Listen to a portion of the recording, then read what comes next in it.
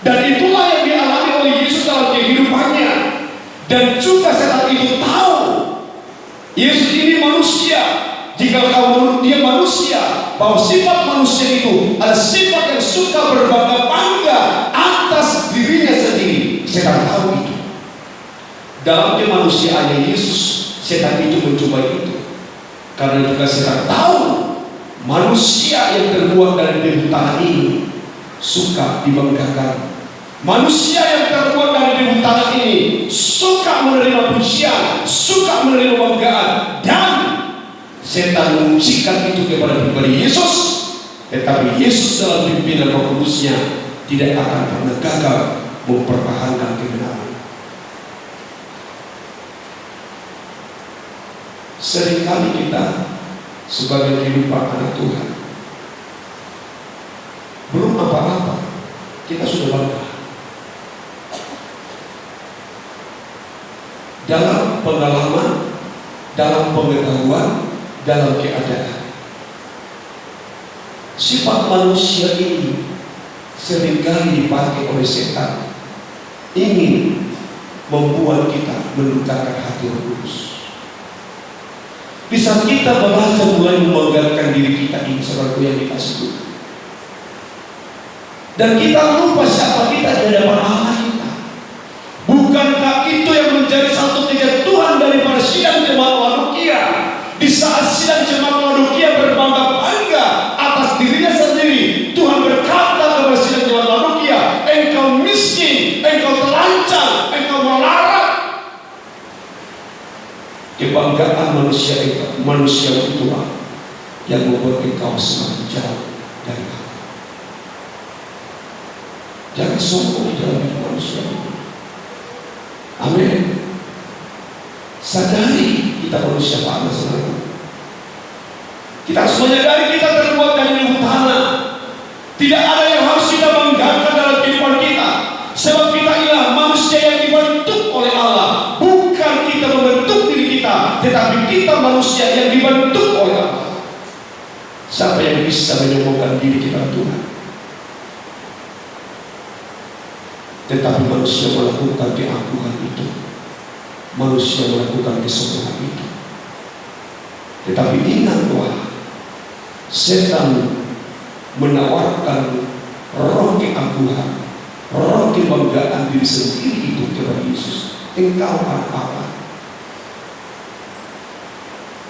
Jatuhkan dirimu dari sini ke bawah. Nanti dia akan menyuruh para malaikat-malaikatnya untuk melindungi engkau, karena engkau anak raja. Dapatkah kita membayangkan apa yang dikatakan oleh Paulus? Dulu aku memiliki segala sesuatunya, tetapi setelah aku mengenal Kristus, semua itu akan kuangkat menjadi sama. Menjadi sampah tidak berguna. Kebanggaan lahiriah, kebanggaan manusia kita ini, apapun yang kita membanggakan sebenarnya tidak patut kita banggakan.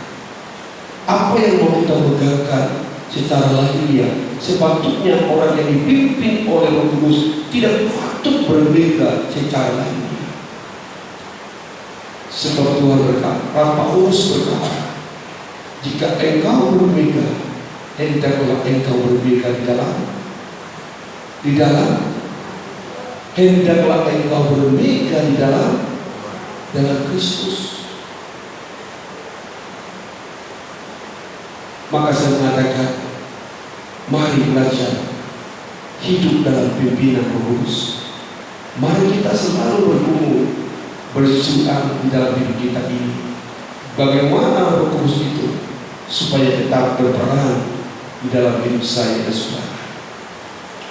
Saudara yang dikasih oleh Tuhan, ingatlah apa yang terjadi yang dialami Yesus itu juga akan menjadi pengalaman dalam kehidupan kita, karena kita adalah anak-anak Allah. Jangan katakan di saat kita dekat kepada Tuhan tidak ada ujian. Jangan katakan Di saat kita banyak berpuasa, saat banyak menyembah berdoa kepada Tuhan, tidak ada usia. Justru di dalam berpuasa 40 hari, Yesus dibangkitkan dalam percobaan. Amin. Amin. Saya mengatakan, karena umat Tuhan yang tidak masuk dalam pencobaan, itu adalah umat Tuhan yang tak pernah menerima kemuliaan Allah.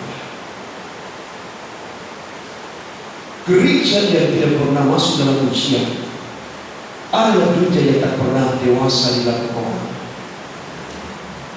Tapi gereja yang masuk di dalam ujian, itu gereja yang bertumbuh. Mari kita belajar menyikapi kebenaran firman Allah. Tetapi yang penting sekali yang harus kita renungkan di dalam cobaan, jangan sampai kita ditinggalkan oleh Roh Kudus Tuhan. Amin. Puji Tuhan.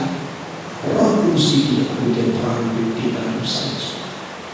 Maka saya mengatakan, mari belajar pelihara karunia, pelihara pemberian yang diberikan oleh Dia Allah dalam hati saya, dalam hidup saya, yaitu Roh Kudus itu. Alkitab mengatakan, janganlah kamu mendukakan hatinya Roh Kudus. Kita tutup ayat ini dalam Yesaya pasal 63 ayat yang ke, coba ayat yang ke-16.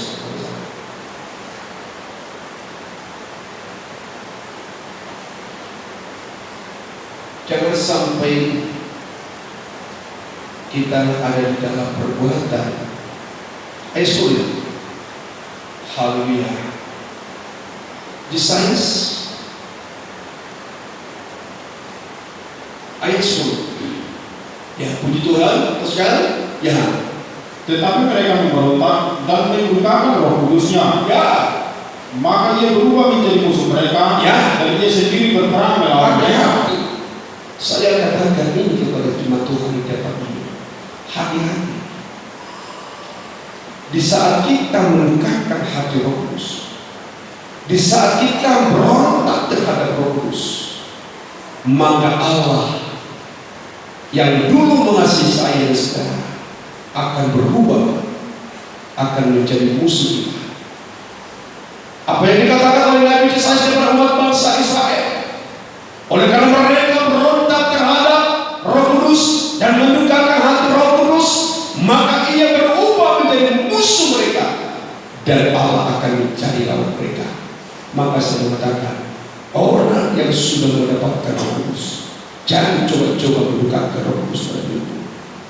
Kalau kita mendukakan hati Roh Kudus dalam kehidupan kita, maka Allah yang menjadi lawan kita, Allah yang menjadi musuh kita.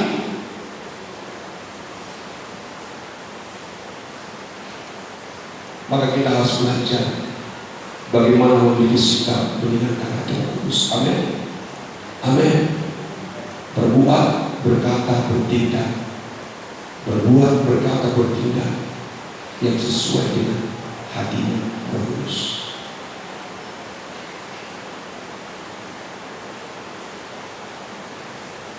Roh Kudus itu tidak kita pilih seperti. Nanti kita akan lihat lebih jauh. Sampai sejauh mana peran Roh Kudus itu diberikan Allah dalam hidup saya dan saudara. Sampai Roh Kudus itu akan menjadi penjamin dalam kesempurnaan penebusan dalam hidup kita.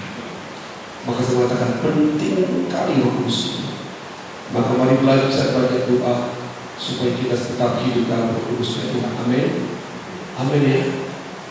Dan dalam doa-doa belajar berkonsentrasi, berdoa kepada Tuhan supaya Allah pemilik Roh Kudus itu dapat memenuhi saya dan saudara. Ya, supaya kita dipenuhkan dalam Roh Kudus. Puji Tuhan. Kita akan tutup Alkitab kita menggantungkan kepada Tuhan. Kita akan angkat satu pujian kepada Dia. Haleluya.